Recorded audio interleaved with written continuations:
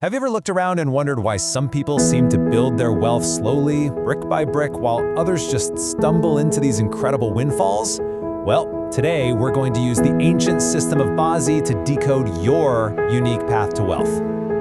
Let's kick things off with this really powerful idea from the psychologist Carl Jung. It perfectly sets the stage for what we're talking about. See, the money patterns in our lives, they're not just random chance or fate. So often, they're a direct reflection of the unconscious parts of our own personality. Right, so in this explainer, we are absolutely not telling fortunes.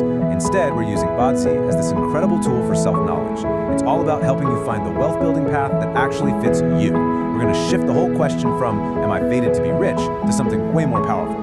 What's my unique, natural way of creating wealth? So how does all this actually work?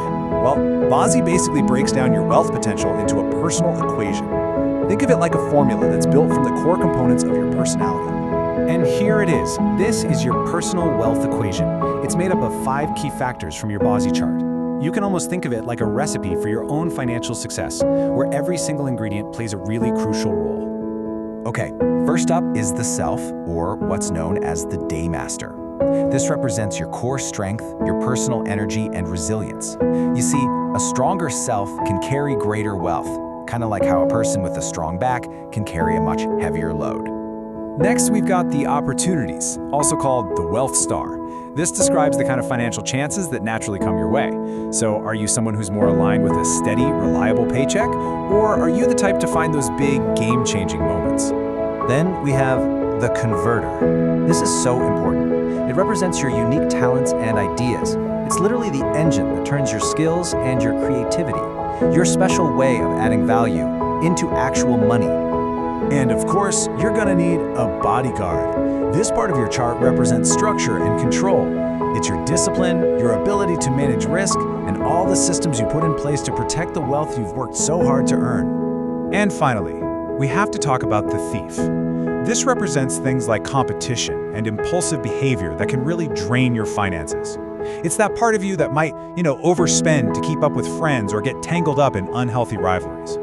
Okay, so what's really cool is how these 5 components combine to reveal 2 primary wealth personalities. Figuring out which one you lean towards, well, that's the key to unlocking your financial potential.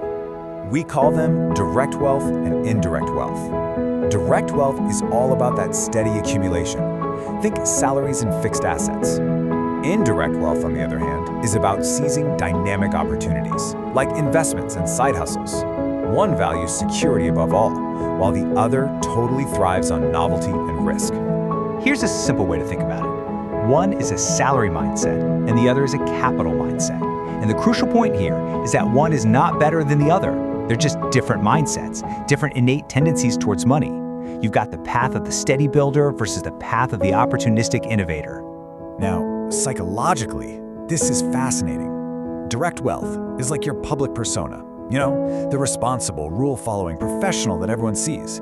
But indirect wealth, that's more connected to your shadow self, that ambitious, risk-taking side that secretly dreams of breaking the mold. So let's break this down into a practical playbook. If you're sitting there identifying with the direct wealth personality, your path to growth is all about structure and consistency. Here's what that looks like. Your real strength is in consistency. The game plan for you is to focus on climbing that corporate ladder, investing in solid, long-term assets, and building wealth through really disciplined saving.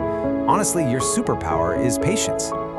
But of course, every strength has a shadow side, right? This personality also comes with some specific financial traps you've got to watch out for just to make sure that your stability doesn't turn into stagnation. The biggest risks for the direct wealth type: becoming too rigid and too scared of risk. You might end up missing out on some incredible growth opportunities just because you're afraid of change. Or you might stick with a safe but low-performing strategy for way too long. Okay, now if you're an indirect wealth personality, your whole approach is going to be fundamentally different. It's all about being dynamic, flexible, and spotting those opportunities that other people just don't see. For you, growth comes from being agile. This means turning your passions into side hustles, really diving into the world of investing, and building a strong personal brand or network that just attracts these unique chances. Your superpower is adaptability. And just like the direct wealth type, this dynamic approach has its own set of challenges, and if they're left unchecked, Your greatest strengths can actually become your biggest weaknesses. The main dangers here are acting on impulse without doing your homework, jumping from one shiny new thing to the next without ever seeing anything through to the end, and of course, taking on so much risk that you expose yourself to huge losses. So, after exploring all of this, what does it all mean for you? What's the most important thing to remember as you move forward on your own financial journey? Look, the goal here is not to fight your nature, it's to work with it. By understanding if you're more of a steady builder or a dynamic innovator, you can pick strategies that just feel natural, that reduce stress, and that ultimately lead to much better results. It's all about finding your own financial flow. So the real question is, what are you going to do with this knowledge? Based on everything you've just learned about your wealth personality, what is the very first step you'll take? Whether that's researching a stable investment or brainstorming a new side hustle, just remember that aligning with your nature is the first real step to building the wealth you deserve.